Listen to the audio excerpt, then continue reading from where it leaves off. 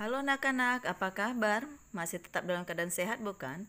Hari ini Jumat 5 November 2021 masih tetap di tema 4 subtema 1, jenis-jenis pekerjaan. Materi kita, tokoh, perilaku, dan pendapat dalam suatu cerita di pembelajaran bahasa Indonesia. Nah, adapun tujuan pembelajaran kita hari ini adalah anak-anak MEM dapat menyebutkan tokoh, perilaku, dan pendapat dalam suatu cerita. Ayo simak video berikut ya nak.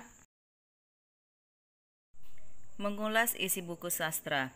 Bagaimana menjelaskan satu persatu hal yang dibahas di dalam buku dan menilai serta memberi pendapat terhadap buku?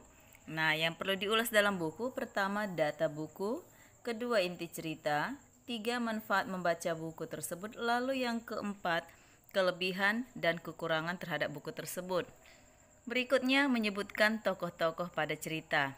Nah, tokoh adalah pelaku dalam sebuah cerita yang dibedakan atas tokoh utama dan tokoh pembantu. Tokoh cerita berupa manusia, tumbuhan, hewan, atau benda mati. Jika tokoh utama berwujud tumbuhan, hewan, atau benda mati, maka tokoh tersebut bertingkah laku seperti manusia. Berikutnya memberikan pendapat terhadap perilaku tokoh dari cerita yang dibaca. Dapat dilakukan dengan cara A. Membaca seksama jalan cerita, B. Memperhatikan perkataan dan perbuatan tokoh, C. Memperhatikan gambaran lingkungan kehidupan tokoh. Kita juga bisa memberikan pendapat tentang sikap tokoh pada cerita. Saat memberikan pendapat, kita harus memperhatikan hal-hal berikut. Yang pertama, komentar disampaikan dengan bahasa yang sopan. Kedua, komentar juga disampaikan dengan alasan yang logis.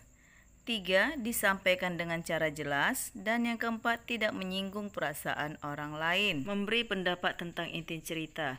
Nah, di dalam memberi pendapat tentang inti cerita terdapat beberapa langkah. Yang pertama, bacalah cerita dengan cermat.